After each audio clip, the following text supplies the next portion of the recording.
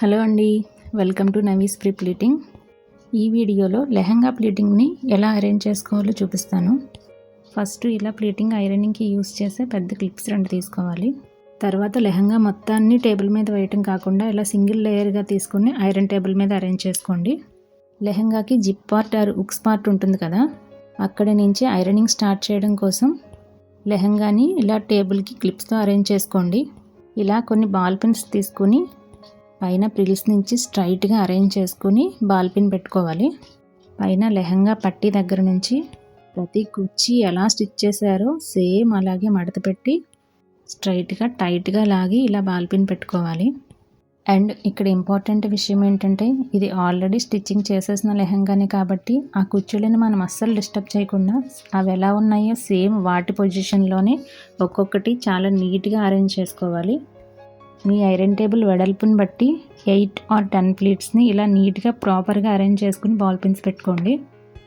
ఈ వీడియో చూసిన తర్వాత ఎవరైనా లెహంగా ఐరనింగ్ ఈజీగా చేసుకోవడం కోసం పాయింట్ టు పాయింట్ చెప్తున్నాను. ఇక్కడ చూస్తున్నారు కదా, ఇలా ప్రాపర్గా ప్లీట్స్ని అరేంజ్ చేసుకోవాలి. తర్వాత ఐరనింగ్ చేసుకోవాలి. ఐరనింగ్ చేసేటప్పుడు హీట్ అడ్జస్ట్మెంట్ అనేది చాలా ఇంపార్టెంట్. ఇలా పట్టు లెహంగాస్ చేసేటప్పుడు మీడియం హీట్లో పెట్టుకుని చేయండి.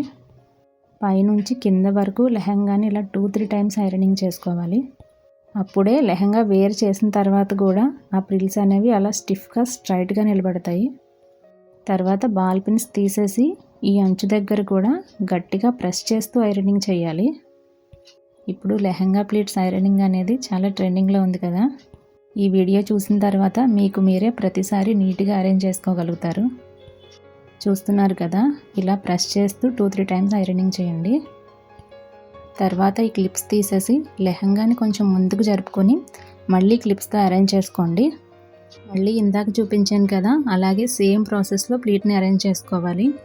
ఇక్కడ మెయిన్ పాయింట్ ఏంటంటే, కింద మనకి ఇష్టం వచ్చినట్టు ప్రిల్స్ అరేంజ్ చేసేసి పిన్స్ పెట్టేయటం కాదండి. ఇక్కడ పైన ఎలా అయితే స్టిచ్ చేసి ఉన్నదో సేమ్ అలాగే స్ట్రైట్గా పెట్టుకుంటూ పిన్స్ పెట్టుకోవాలి. అండ్ ఇక్కడ ఇంకొక పాయింట్ ఏంటి అంటే, ఏ లెహంగా అయినా ప్రిల్స్ అరేంజ్ చేసుకోవడం ఇది సేమ్ ప్రాసెస్ ఉంటుంది. ఐరనింగ్ ప్రాసెస్ మాత్రం క్లాత్ని బట్టి మార్చుకుంటూ ఉండాలి. ఇప్పుడు నేను చేస్తున్నది పట్టు లెహంగా కాబట్టి ఇలా ఐరన్ చేస్తున్నాను, ఎందుకంటే ఇది క్లాత్ స్టిఫ్గా ఉంటుంది. అదే మీరు నెట్ క్లాత్ కానీ లేకపోతే హెవీ ఎంబ్రాయిడరీ లెహంగాస్ కానీ ఐరనింగ్ చేసేటప్పుడు నైలాన్ నెట్ మ్యాట్ ఉంటుంది, అది వేసుకుని ఐరనింగ్ని ప్రెస్ చేస్తూ చేయాల్సి ఉంటుంది. ఇలా నీట్గా ఐరన్ చేసుకున్న తర్వాత ఇప్పుడు మీకు ఐరన్ చేయకముందు లెహంగా ఎలా ఉంది, చేసిన తర్వాత ఎలా ఉన్నదన్నది డిఫరెన్స్ చూపిస్తాను. ఇక్కడ నేను ఫస్ట్ చూపిస్తున్న లెహంగాకి తర్వాత చూపిస్తున్న లెహంగాకి డిఫరెన్స్ చూడండి. ప్లీట్స్ అనేవి ఎంత పర్ఫెక్ట్గా ఉన్నాయో తెలుస్తుంది. ఇలా ఐరన్ చేస్తే చాలా నీట్గా ప్రొఫెషనల్ ఫినిషింగ్ ఉంటుంది.